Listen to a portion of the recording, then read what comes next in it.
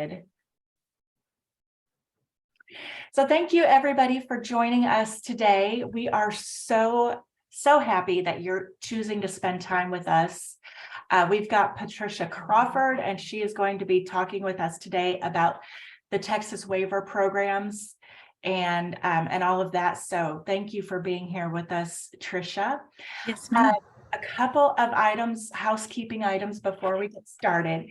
We are in webinar mode, and that means that we cannot hear you or see you, but we know you're out there. And if you have any questions, you can feel free to put those in the chat box, questions or comments. I'll be keeping my eye on the chat box, and I'll kind of talk with Trisha as we go and let her know what questions are out there. But feel free to put anything you want to say in the chat. This webinar is being recorded, and we're going to send the recording and the slides later today to whichever email address that you registered with. So you will be able to get those. All right, so I'm Michelle Morris with Consolidated Planning Group. We are a holistic financial planning firm that focuses on families with special needs loved ones. We're located just outside of Houston, and we serve all of Texas and actually some other states across the US as well. If you are joining us, I almost forgot to say this. If you're joining us on our podcast and you would like to get a copy of these slides, you can email us at contact@cpgcares.net. So families come to us a lot of times to help with special needs planning, and we help walk them through protection plans for their family, lifetime care plans. You know, how much is it going to take to care for your child for the rest of their life once you're gone, and how on earth are you going to afford that? We do a lot of help with transition planning. A lot changes when your child turns 18 and they're moving from high school to the real world, and how does that all work? We help with ABLE accounts and advocacy and education. The owner of our company, her name is Allison Scoberg.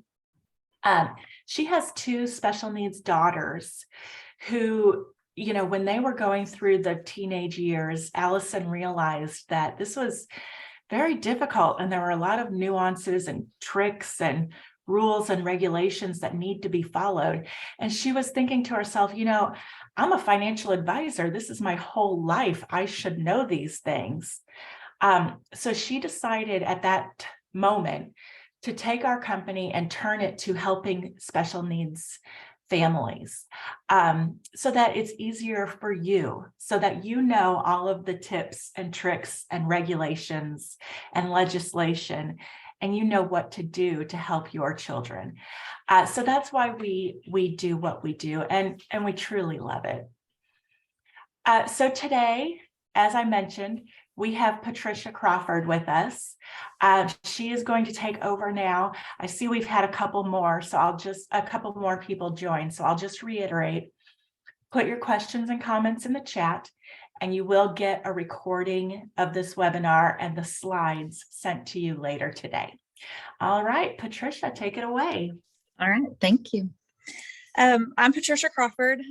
We are a provider of services through the Medicaid waiver, state of Texas, D&S Community Services, you know, and we as a provider kind of work hand in hand with the various local authorities, companies such as Michelle's, to get the individuals in the appropriate services that they are eligible for.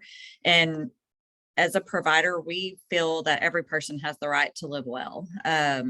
We believe that everybody deserves to live a full independent life the best they possibly can. Living in the best place is out in the home and community. We are the step away from the institutions such as the state supported living centers. So we are a home and community based provider. We've made it our mission for more than 50 years, you know, to be able to provide these services. We spark connections, we celebrate wins, we encourage growth for every stage of life. Our actions support the independence of a person, because people are people, regardless of what stage of life you are, what your needs may be.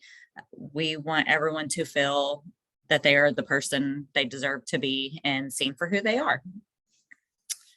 So we're going to talk about a few different things. We're going to talk about the Medicaid waiver programs, what all that entails. There's several different programs within the waiver programs, different things you need to know about the waiver programs, how you qualify for the programs, different benefits for the individuals with the intellectual disability diagnosis and their families, how it all kind of works together. And then just spreading the message about, opportunities to be, host an adult or a child with special needs. Because it's not just about a group home setting or just living with your family. The individuals that have a desire to care for our special individuals, there's the abilities to host, adults or children, whether they're your natural family member or not. So we'll touch on that. So we'll just get right into it. Texas has various different waiver programs. And so as you can see, the first one is Home and Community-Based Services, which is the acronym HCS. The HCS program provides individuals with services and supports to the persons with intellectual disabilities or a related condition who are living with their family, either in their own home or in an unnatural setting that qualifies, or in other community settings such as a small group home, or there's the host home setting that falls within that too. So typically your three things are the group home, host home, or under the age of 18 still living at home with your family. The second waiver service is Community Living Assistance and Support Services, which the acronym is CLASS. It supports individuals with intellectual disability or a related condition as well. A related condition is a disability other than intellectual disability or ID. They originate before the age of 22, and it affects the person's ability to function in their daily life. This is a program that is available. You may be on the waiting list for the Home and Community-Based Service program. So this may be an option of a program to get started before your, what they call your number comes up in order to get into the HCS program. Services that are unique to CLASS or waiver services include continued family support, supported family services, and many specialized therapies. So, lots of good ability within the different waiver programs. The next program is the Deaf Blind with Multiple Disabilities program, acronym DBMD, because y'all will see there are thousands of acronyms. So, definitely want to, make sure, because you'll see a lot of times, even if you were to Google through, the HHS website, you'll see a lot of acronyms. So it helps give you an idea of what those are. But the Deaf Blind with Multiple Disabilities gives services to children and adults who are deaf, blind, or have a related condition that leads to deaf blindness and who have another disability. These services are unique to DBMD. They include chore services, orientation, mobility services, and intervener services. So we do have a quick question here about CLASS. It says, why is CLASS for individuals with ID or related conditions, but it requires a disability other than ID, or does it not? Well, the related condition is other than ID. So it may be you don't have intellectual disability, but you may be autism or a related condition that falls into a category that makes you eligible for it. So if they have an intellectual disability and the IQ is lower than 70, can you talk about that a little bit? Yes, we will. We will get into that for sure. If they have an IQ lower than 70 or 75 plus another condition, isn't that? Yes, that is it. You have an IQ of 69 or below and has an approved related condition with an IQ of 75 or below. It's that kind of fine line of what the related condition is, and I don't have all of those right off the top of my head. But autism is a one of the larger ones that we see, where they may not fall under the IQ requirement to be considered IDD, but due to their autism condition, that falls as a diagnosis that qualifies them. Okay, fantastic. All right, let's go on to the other waiver program. The next one is Medically Dependent Children Program, MDCP. This gives services to children and adults who are 20 and younger, who are medically fragile, as an alternate to receiving services in a nursing facility. So, they try to figure out the programs that are able to help individuals remain in the community without having to go into various institutional settings while they wait for the other Medicaid services to become available. Star Plus, that's a home and community-based service that's available. It's a managed care model that provides services to adults 21 and older who are medically eligible for a nursing home care but want to live in their community. It's sometimes called the Star Plus Waiver. Texas Home Living is another home and community-based service waiver program. It provides selected essential services and supports to people with intellectual disabilities and developmental disabilities who live in their family home or in their own home. Youth Empowerment Services, which is YES, provides home and community services to children ages 3 through 18 years of age who would otherwise need a psychiatric inpatient care or whose parents would turn to state custody for care. This gives some options out there to help when they feel there's nothing else out there available, and they've exhausted all options. So you can get more detailed information for the waiver programs if you visit navigatelifetexas.org. You select insurance and financial help, and then the Medicaid waivers, and it goes into much more detail in there of what each one is and the eligibilities and how you get there. So now we go to who can receive a waiver service. Medicaid waivers, they're available to any Texas resident not living in an institutional setting who has an IQ of 69 or below, or has an approved related condition with an IQ of 75 or below.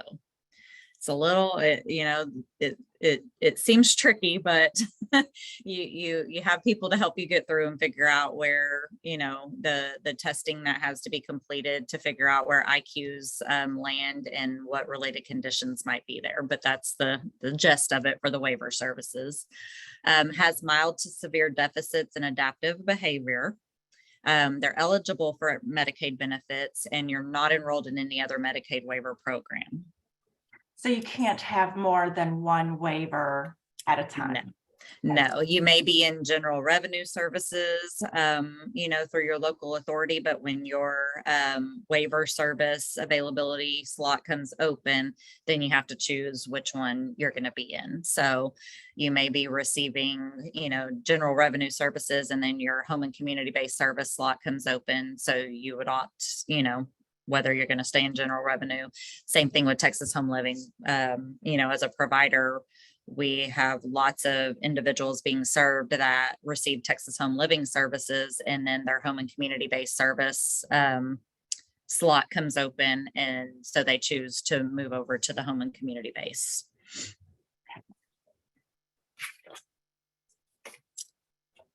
Why do you need to know about Medicaid waivers? That's a really important thing, because a lot of families out there, they don't know that there's availability out there.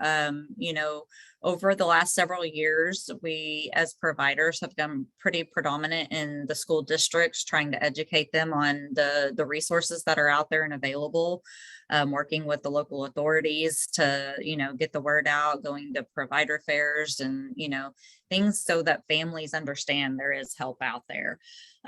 So there's really no systematic way of informing families about the resources available to them. So that's why we try, as the providers of these services, to get out there in all the different avenues where we can, get the information out there, guide them in the direction they need to be, and school is a big, resource for that, because, every individual goes, to school at some point, and that's a good way to get it out there. Most families assume they're not going to qualify when they hear Medicaid. That's not the case at all. Regardless of your income, regardless of your, status, regardless of what's going on, in your family, their individual can qualify for, Medicaid if they meet all the requirements. There is currently 170,000 people on the HCS waiting list right now. We've had individuals come into services that have been on the waiting list for 15 years before, their time came available. Some depending on what their needs are, their adaptive behavior needs, the situation of their current status, depending on an emergency, placement. It just various factors, but the sooner you can get on the waiting list, the better. But it could be up to any hope in shortening those wait times on the horizon, or not so much? I'm unable to speak on that because that's more at the state level, and who do we need to call? Yeah, exactly. The legislature is a battle we fight day in and day out for more resources. But that typically, the starting point would be through the local authority, which we'll talk about. We're kind of the back end once they've gone through all the processes and then they receive their slot, is then when we step in, as the provider to help provide the services they're eligible for. So now the previous slide, and I can go back to that, we were talking about who can receive the waiver services. You have to be a Texas resident. Is there any rules, regulations about immigrants, undocumented, green card, things like that? I am unsure of that. I think you have to be able to, have a social security number, have, they require certain documents during testing. So probably birth certificates, various things through the local authority that they require to be able to get you set up for services. But I cannot speak on, as far as immigration and undocumented. Well, and I just switched to your next slide, and maybe this link will be able to help that person get that question answered. Yes, definitely. So, to get more information on who qualifies, they've given the lovely QR code, or you can go to the website, https tinyurl.com/2exrur93. Yes, when you receive these slides later on today, that will be clickable. So you'll be able to click on that link or use the QR code. Absolutely. So we're going to talk a little bit more about home and community-based services. It's a Medicaid waiver program that supplies services and supports to Texans with an intellectual disability, which we call ID, or related conditions, so that they can live in the community. And that is what we are a provider of.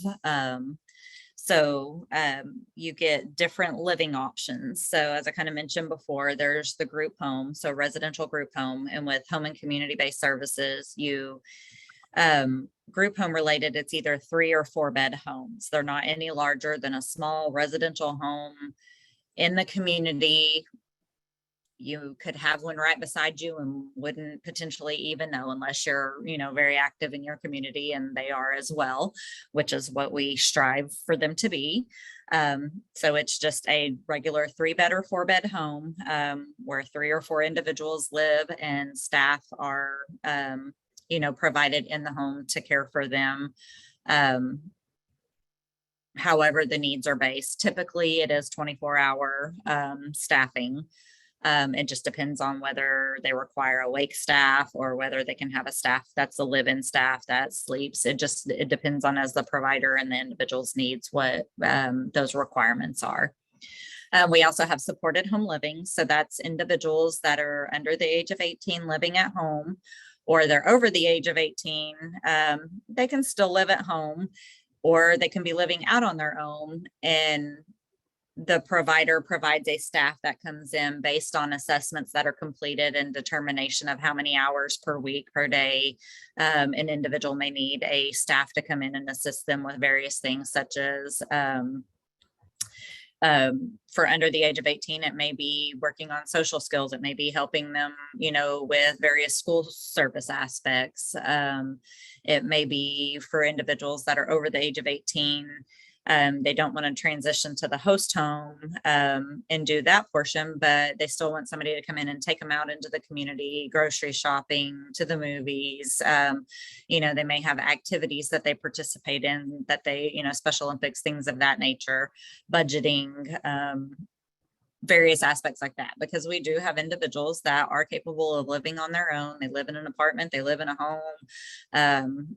And they just need a staff that comes in to help them, maybe house cleaning, working on helping them grow independently to continue living, on their own, if that's what they choose to do. And then the other service is our host home.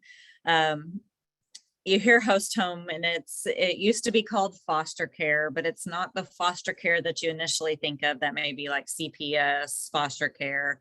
Our host home are individuals that are over the age of 18. They may still be living in their natural home, or they could be living with someone that's out of their natural family member. But, typically individuals, they graduate high school, turn 18, they either move on to college, they go out into the workforce, they move out on their own, into their own place. Individuals receiving services don't always maybe have that luxury. So when an individual ages 18 or over, they have the option to do what's called host home. And so that would be where the family member is a contracted employee that provides services to the individual and is paid for that. Typically, like I said, individuals, they in the everyday world, graduate, get a job, are able to function on their own without any assistance.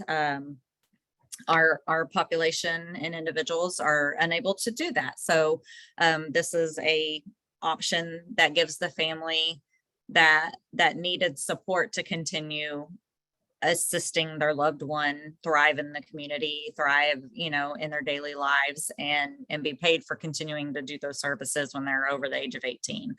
I've had individuals that they live with a grandparent, or they just live with someone that they've met over the years, and that person stepped up, in a capacity to care for this person, when there was nothing else out there for them to do. So that is an unnatural host home provider, because it's not their family member. So host home, has a couple dynamics there. So those are, your three basic living situations for the HCS program. The services provided through the HCS programs outside of the living situation is case management, nursing. So depending on, which provider, some providers have a case manager and a nurse that's assigned. Some just have a nurse that's assigned, and they handle all the services needing to be provided. So individualized skills and socialization, that's going out either to a facility day hab, or maybe out in the community doing day services. Some individuals can even do in-home day services. And you build those services where you're providing them the ability to socialize with other individuals, to learn different tasks and independent living skills. That's typically a Monday through Friday, 6 hours a day. That was recently changed, but that used to Yes. be referred to as DayHab. That's what we Yes. used to call it. And now they're calling it this ISS, individualized skills and specialization. Yes, absolutely. Okay. And that's the thing with the Medicaid waiver program and the Health and Human Services. They do make changes. This is not necessarily a state change. This was a federal government change that was recently made. So, it's one of those, it is what it is. We all work together to make the necessary changes and implement things. So yes, it did change from what's called dehabilitation to individualized skills and socialization, and that's effective March 1st. So, all providers, all local authorities, everybody that works in the provider world is making this change all together. So it is definitely new and a work in progress because it has changed the way it operates quite a bit. So we are all working towards getting that set up and going.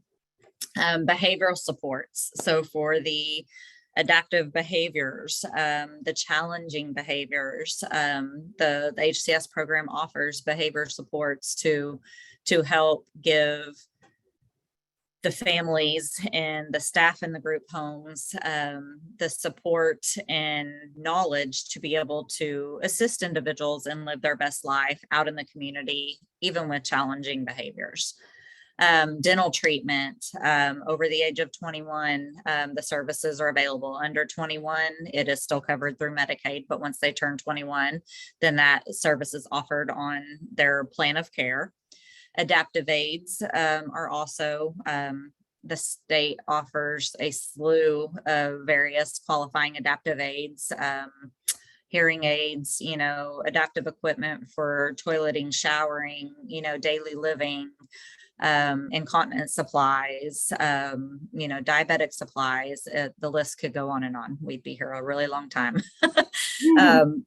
Various professional therapies, employment assistance, supported employment. So when an individual is ready to get out and join the workforce, there are services available to help them with that. Various in-home assistance, which they call PASSHAB. So transportation, things of that nature, respite services, and then minor home modifications. So they get a lifetime amount once they're in the HCS program for any minor home modifications that they, may need. The main one we typically see is usually like bathroom remodels for more of our medically, necessary individuals.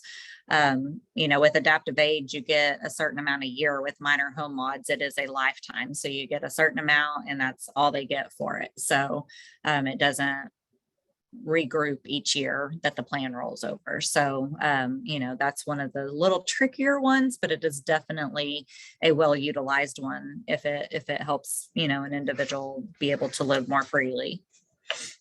Can we talk a little bit more about the ISS? Do you know of any programs in the area where they've already transitioned over to ISS rather than DayHab?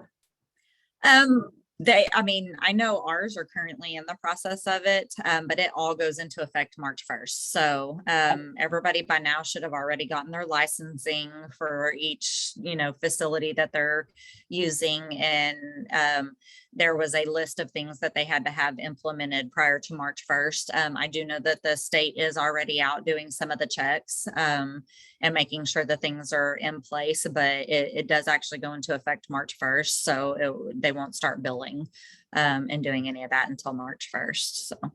Okay, fantastic. And that kind of answers the other question of any idea what's taken so long to get this done? Well, the state is working on it. We're almost there. It really kind of has been a short time frame. And that happens a lot of times where things may be in the works on the back end from the state, but then it doesn't necessarily get rolled out to all the providers and local authorities until maybe a month or two before. And then it's like, get it done. And, here we go. It's still a work in progress. We were on a call yesterday regarding the ISS, and there's still some things the state's trying to work out with the federal government. So they're like, hey, be prepared, you're going to start this March 1st, and then April they may say, okay, we're tweaking it to this. So It's definitely a work in progress, and, it will be for a little while everybody gets used to it and gets it going. So it has a lot of similarities to the old school day hab. So it won't be too hard to hopefully transition. I say that, others may not feel that way, but it'll take a little time, but it'll get there. There won't be any delay, other than if a day hab provider didn't get their licensing. That would be the only delay in, someone continuing their normal that they're doing right now. So, but I think for the most part, most everyone has been able to get their licensing done and get going. So informing families, is critical, as we've already kind of stated. Ideal time would be like at an initial ARD or upon a diagnosis of IBD or a related condition. So it's important for you all out there to have this information and know that when you go into your loved one's ARD, that you can start asking them these questions and asking, what different assessments have been done. Make sure you get a copy of those, because it's going to be very helpful when you go into the local authority and do the assessments to get on waiting lists for services. But they will gather a lot of that information from school. So, that's, a critical time to have those conversations and have the school be held accountable for, helping you get the documentation and the items that are needed when it comes time to, you want to move on to that next step of, applying for services through the waivers. Again, as we said, 170,000 individuals on the waiting list. It's a lot. So I encourage you, newborn, age 1, 2, 3, the minute there is a diagnosis or any, point where you think there may be something, that it may need that next step and that extra help, even though you're like, we're great right now, we don't need anything, we're rocking and rolling. It is best to go ahead and start the process so that, if you're unfortunately one of those 15 to 20 year waiters, you've already got everything in place, thinking long term about, as Michelle said, when you're no longer able to care for your loved one and someone else, needs to step in, you've done that planning. It's not something that's left unexpectedly for someone to pick up the pieces and try to figure out what your loved one's next steps are going to be.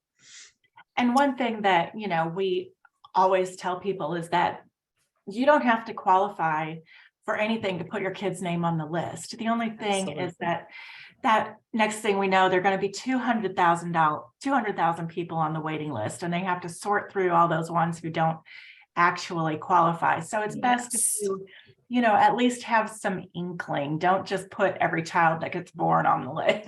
Yes, absolutely. Absolutely. So where we go from here, how do you apply for your HCS services? So anyone that is interested in receiving HCS waiver services are placed on an interest list by contacting your local Intellectual and Developmental Disability Authority, which is acronym LIDA, that serves the county in which you live in. So to find the local authority for your county, you can go to the website linked below, and it will tell you who your local authority is and where you need to contact to get on that interest list and start the process.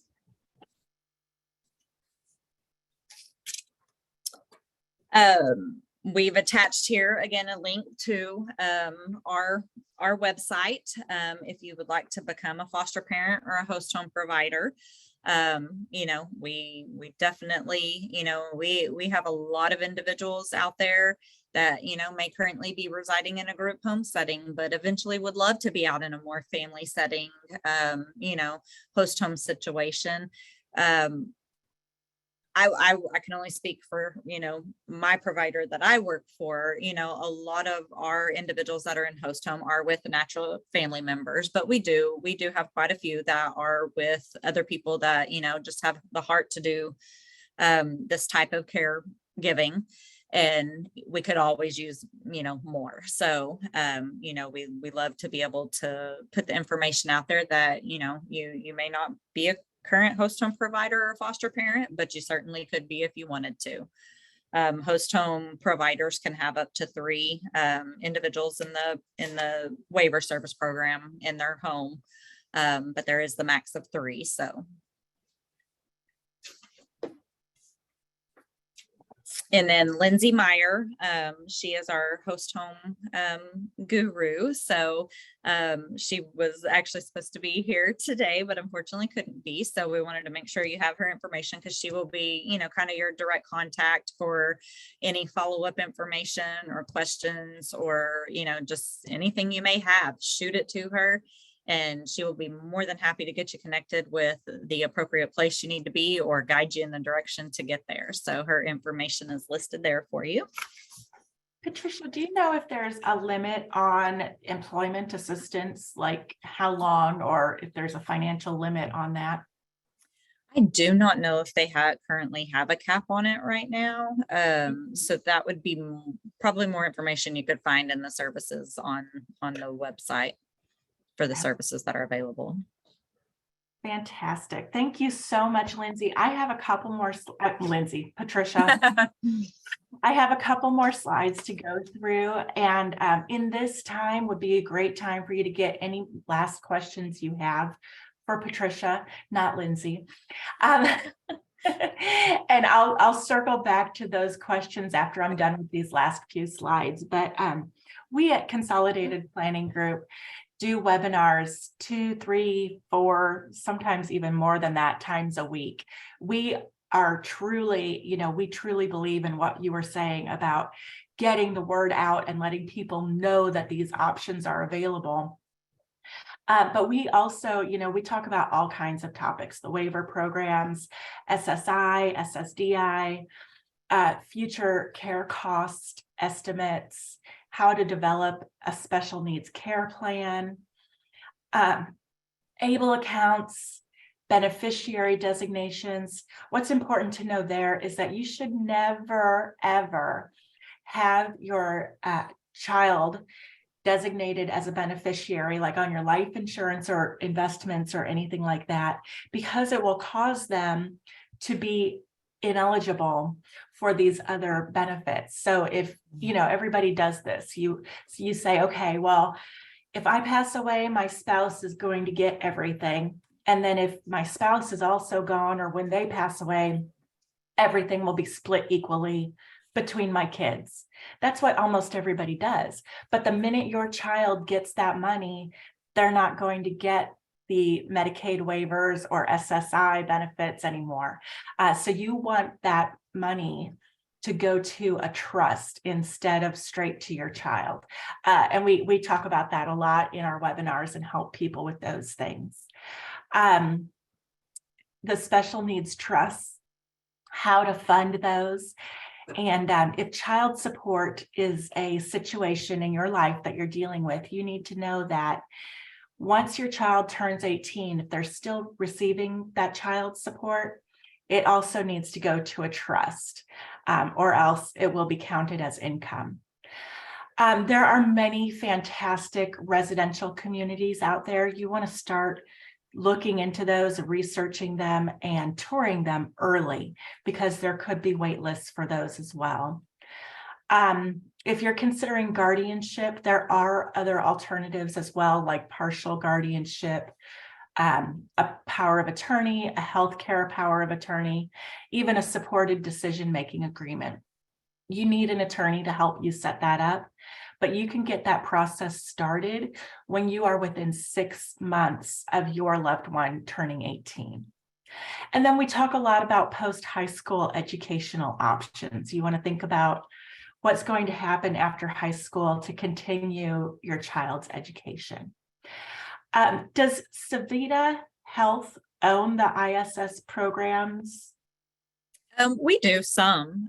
We have our own internal programs that we have, as well as our individuals that attend outside programs as well. Okay, cool. So we're going to send this link. It goes to our website events tab where we have all of our upcoming webinars listed. And that way, if you want to attend more of our webinars, you can find out when they're going to be and get registered for those. If you're interested in seeing the webinars that we've already done in the past, those live on our YouTube channel, and I'll have a link for that coming up. You know, the webinars that we do live are normally during the lunch hour. So if you want to watch one of our webinars, but you can't make it during that time, that's when you can check out our YouTube channel. You can watch it at 2 a.m. if you want. I don't know why you would want, but maybe if you can't sleep. So this is our team. As I mentioned, we're based in Houston. We do everything pretty much over Zoom and electronically, so we're able to help. Nobody has to worry about getting a babysitter or traveling or spreading germs. So Zoom has actually been fantastic for us and for teaching everybody how to use Zoom. We're thankful to the COVID pandemic, at least for that bit of it. We are members of the Special Needs Planning Academy, and we are National Social Security advisors. So we do everything that any financial advisor does, except that we're independent and we take it further by looking at everything through the lens of having a child with a need of some sort or a disability. So we're very aware of all of the rules and regulations and making sure that your retirement is planned, their care is planned, and you don't mess up any of those benefits. Oh, thank you so much. There's a note in the chat box that says, I highly recommend their YouTube channel. Great resources. Thank you for having it. You're so welcome. We also offer a free initial consultation to anyone. And spoiler alert, you all gave us your phone numbers and email addresses. You are going to be hearing from us, so please don't hang up on us. We're just people. We are calling to see if you have any other questions about this topic, if you enjoyed the webinar, if you have any feedback for us, and if you want to schedule this free consultation. So go ahead and schedule it, and then we won't have to call you.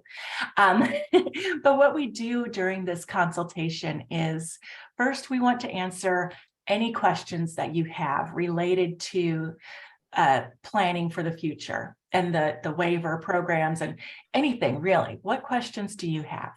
We want to learn about your family. And then we're going to tell you about us and how we work and what we charge and all of that stuff. It usually takes about half an hour. We ask you to fill out a short questionnaire about your family before the meeting. But you can use this QR code to go ahead and schedule your appointment, or you can call us at 281-690-1177. Or email contact@cpgcares.net. And again, our links are here for our social media, Facebook, Instagram, our YouTube channel, and our podcast. So later on today, you will get these slides and you'll get a link to the webinar on our YouTube channel.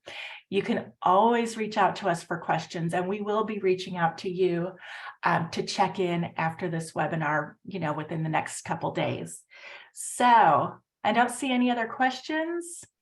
Thank you all so much, especially you, Patricia, for sharing all of this great information. Absolutely. Thank you all for attending. We really appreciate you being here and everybody who joined us today. Share with your friends and family, share with any other families you know who might benefit from this. We would be happy to serve them as well. So we're finished a little bit early. I hope you all enjoy the rest of your day. We're glad you're here. We'll see you soon. Thanks a lot, everybody.